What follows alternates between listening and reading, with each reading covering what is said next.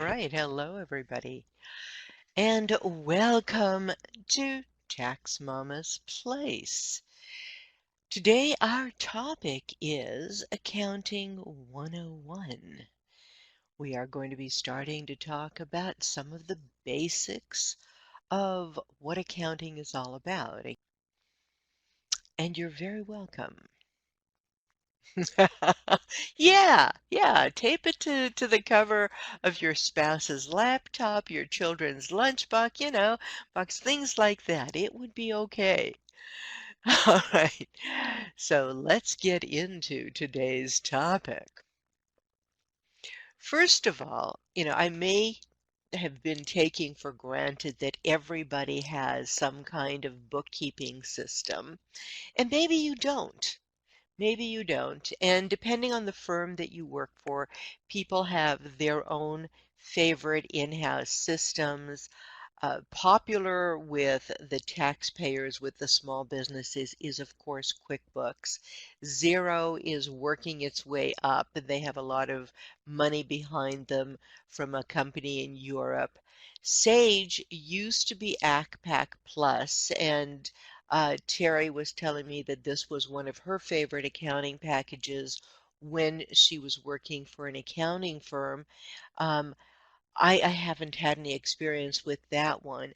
Outright, which is now owned by GoDaddy, and FreshBooks are very simple single entry systems. They're not full-blown accounting systems, but they can help small businesses track things using apps and things like that, and invoice their clients and get paid faster. So whatever it is that you want to be using, you need to get very, very familiar with the accounting system that you're using and try to have your clients use the same systems and teach them how to use it because it will simplify your life. There are more accounting packages outlined over here at the CPA firm software. Bear in mind, many CPA firms use much more complex software, and their software does something that a lot of these don't necessarily do. Their software requires the accountant to close the transactions for the month or the quarter for the year. Closing the transactions means once everything is reconciled, the transactions are locked and can't be changed. If things need to be corrected, they need to be corrected by a journal entry. The benefit of packages like QuickBooks and Xero and so forth are that you don't have to close the quarter or the month or the year. You can go back and actually change a specific transaction right there where it is on that date without a journal entry to fix it. Now, there are some advantages to that because if it was wrong in the first place, you now make it correct. But if you've already done the tax return for that year or the payroll tax return or whatever, if you change it after the fact, you change the books. And so that's the danger. You can close all of these you can close Xero and QuickBooks if you like. A lot of people don't do that, but it's not a bad idea to close the transactions, make the journal entries for depreciation and various other changes or corrections, and then close the system. Do I personally have a favorite? I used to like QuickBooks when it was a DOS version. That's a long time ago. Now it is very, very fancy, very complicated, and they keep changing the interactions all the time. And so if you're using a desktop version of QuickBooks and your clients are using a different version, you're never compatible. So when you take their information and bring it into your system, you can't send it back to your client because they're using a different version.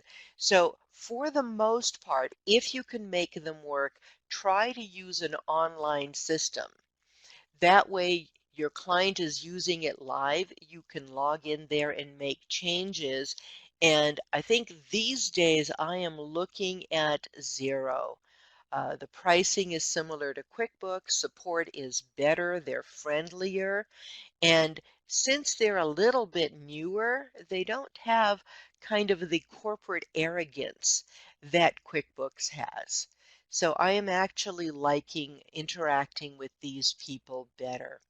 But they all have the different nature, they all have information for different industries, and you can communicate with them about help. Heather, can't you send the QuickBooks accountant's copy? Um, I'm not going to answer specific questions about the different software. You have to work with the software yourself to see if you're comfortable with it and how you like it. I bet as an advanced certified QuickBooks Pro advisor, the desktop version is in fact better than online, and the desktop version has one price and lets you use a lot of different clients. The online version you have to pay separately for each and every client. But again, if your clients aren't using the same version, there is a conflict, and I find it to be a total pain, and I do not find that they are as supportive as they could be. So you need to sit down and see which ones you need. Now, the other thing that is important is when you're familiar with the software that you have ended up selecting, know very clearly whether you just need accounting or bookkeeping kind of software, whether you need something more complex with cost accounting features, and do you know enough about cost accounting to be able to set up the system in your software. Most of these softwares, QuickBooks, Xero, and Sage, will let you set up an in-depth cost accounting system if you know how. If you don't know how, then it won't make any difference what you're using. You need to make sure that if you are doing payroll for clients, that your software will integrate with the payroll software that you're using, or that you know how to make the entries manually so that it works. And you may have other specialized issues for rentals, tracking a lot of different tenants, for different kinds of industries, for churches, nonprofits, or whatever. So you need to select software, and it may be different software for different clients because you have different needs. Becoming an expert in the software will also usually get you some standing on their website, like QuickBooks has the Pro Advisor system.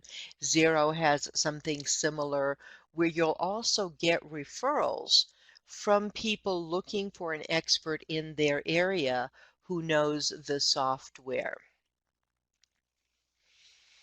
Now, the important thing is, I mentioned that you understand the system completely, that you get the training to understand the system completely. And when you get a new client, somebody who's starting a brand new business, it's a good idea for you to set up a chart of accounts that will work for them. And you have to understand what the chart of accounts is and how to set that up. I know it seems simple and the software will create one for you automatically, but it's a skeleton of a chart of accounts. You need to be able to work with it, put in the specific customized accounts you need for bank accounts, credit cards, for the different vendors, for the different tools that you need to have within the accounting system. It's not something that I can necessarily explain for you in a few minutes.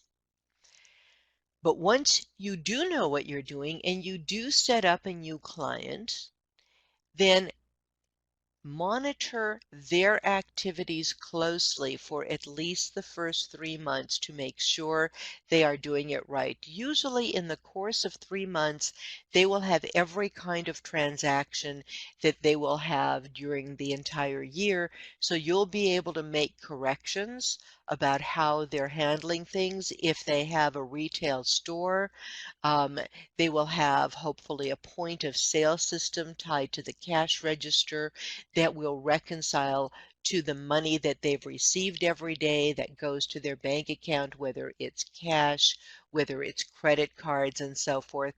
That makes it more complicated if you're dealing with restaurants, dealing with the payroll, the tips, and all of those other things. So you'll have something that will track the sales taxes collected that need to be paid.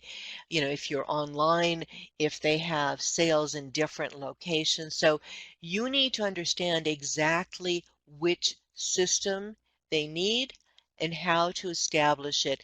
And quite often, the client is going to need to operate the system themselves on a day-to-day basis, often using mobile tools, scanners, cash registers, and so forth. Often you are not the one who is going to be doing their regular bookkeeping, not in today's world.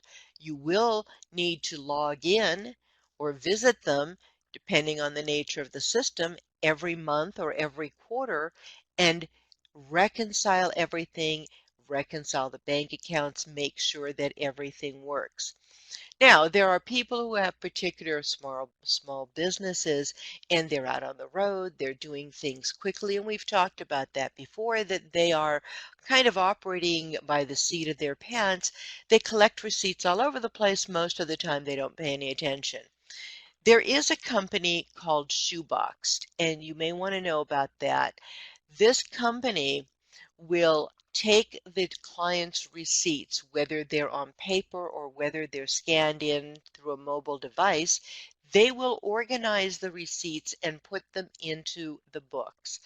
They You can set up the client's account in Shoeboxed and establish how you want those receipts to be recorded.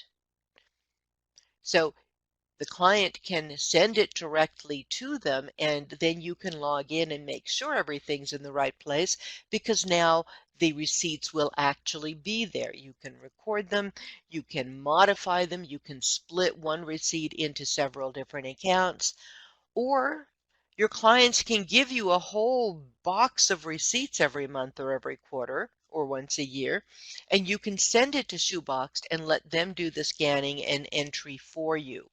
And when you do this, you can either do this on your account at Shoebox with a sub-account for each client and then pass the costs on, or you can have the client do this and have the client pay directly and you'll get a commission for them.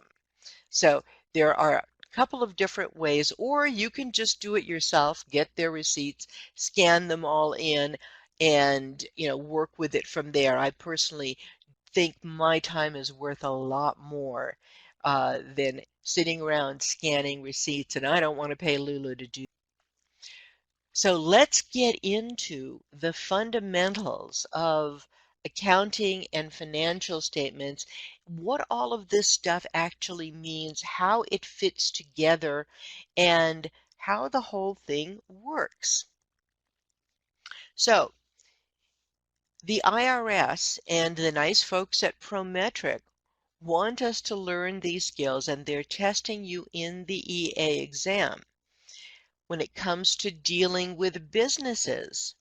But when somebody comes to you, whether they're a new client who has a business or even an existing client who started something last year, believe it or not, it is a challenge to find out what kind of business your client is operating. And you may think that I'm being snide or sarcastic, but I've been doing this for a very long time. And I have had clients, my existing clients, come to me all excited about their new business. And they didn't tell me about it before they started. And so now they've been running it for a few months by the time they come to me. And I ask them, okay, so what does your business do? How is your business supposed to make money? What type of an entity is it? Is it just you, or remember we talked about the entities, or do you have a partner? Are you incorporated? Tell me exactly what you did to set it up. Well, they may tell me, and I don't know if this has ever happened to you, but I've been reading from a lot of people online, and I have had a lot of people come to Tax Mama and have had this happen in the real world as well. We're going along on the assumption that they have a certain nature of business, and all of a sudden, maybe 2 years later, find out they never incorporated or they never got an S corporation election, or they're really a partnership or they're not a partnership, but they keep calling their friend their partner. And so it's really important. I'm passing on to you things that will help you avoid the problem before it happens for the future, because I already know that your clients can't communicate properly. So when they come to you and say, "Oh, I've got this great business," where would you look to define the information about what kind of business they have? Angeline says she's going to check with the Department of State. Lori said I had to tell a client he isn't in fact an LLC and hasn't been because his agent never completed the paperwork. Inesta says the Tax Mama book. Thank you. Their return. Their prior year return might be completely wrong. Remember, we may have been doing it wrong because we had the wrong information. So, here are some things you might want to look at to find out what's going on. Did they file a fictitious name?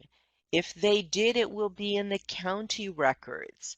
So people who never incorporated would be filing a DBA. So fictitious name is a DBA.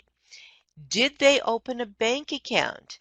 If they opened a bank account and they are some kind of an entity, in order to get a signature card at the bank, they have to tell the bank what kind of an entity it is, and they may have to sign a particular kind of signature card for that entity and put in the information about whatever ID numbers they created at that moment.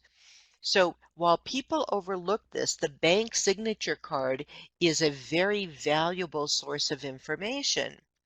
The SS4, if they got a federal ID number for the business, there would be an SS4. So you can go into, if you have a power of attorney, you can go into the IRS database and find out if there are any employer ID numbers associated with their social security number. Lori says in Washington, the business license application has a lot of information, assuming they have a business license. So that's another thing. Does your client have a business license? People who start small businesses often don't bother to get the business licenses until you hit them over the head. See Chapter 1 of Small Business Taxes Made Easy. If they say they are a partnership, is there a partnership agreement or some kind of contract between them and somebody else? Are they really a partner? Are they just doing a joint venture? So find out this information. Angeline adds if they had an attorney, find out if they had an attorney who set up the business and get a release to talk to the attorney so that you can get information or have the client at least give you copies of the paperwork. And remember, I told you yesterday, even when attorneys set up corporations for our clients, and if they're supposed to be S corporations, the attorney rarely ever takes care of filing. What is the form number that you file to turn a corporation into an S corporation? Form 2553. Most of the time, in my experience, the attorney has not filed that, and you haven't filed it because you didn't know they set up the business until long after the 15th day of the third month. So it's kind of a shock. So, all right. We mentioned the fact that the word partner is a dangerous word. People don't necessarily have a partner. When they say they have one, they could have another shareholder, they could have an investor, they could have a member or whatever, or they could be two people in completely separate businesses getting together to market something together, and they each get part of it, but they're not really partners. They're still in their separate businesses, and that would be a joint venture. So they could have a lot of different things. And so what we do is we try to find out what they've already filed. We do our background research to find out if we can find paperwork about what kind of an entity that they've already established. And we also look to see what they have filed in the past and see if it's correct. Because again, there have been times we've been blithely going on filing something and then finding out that, oh, they are not a Schedule C. They are, in fact, a partnership. Nobody told us about the partner. And you know what? This happens to sophisticated people too. I have only a few clients left. I've got a couple clients who are millionaires and starting businesses left and right. Oh, I didn't know you started a partnership last year. So these are the different forms somebody might be filing on, or that we may end up having to file on once we know what kind of a business it is. You find those things, you would find the NAICS codes on the forms somewhere within the instructions on the forms, or you can find it in the tax book. The 1041, which is a trust return or a decedent's estate return, uses this information. It has a checkbox on the top left side of the tax return, and you check off the type of return that you are filing. So you don't have business or professional codes. You have codes, you have a checkbox to define whether it's an estate or whether it is some kind of a trust. So you just check that box for any of these things. And remember, it's used for bankruptcy estates as well if your clients are filing bankruptcy.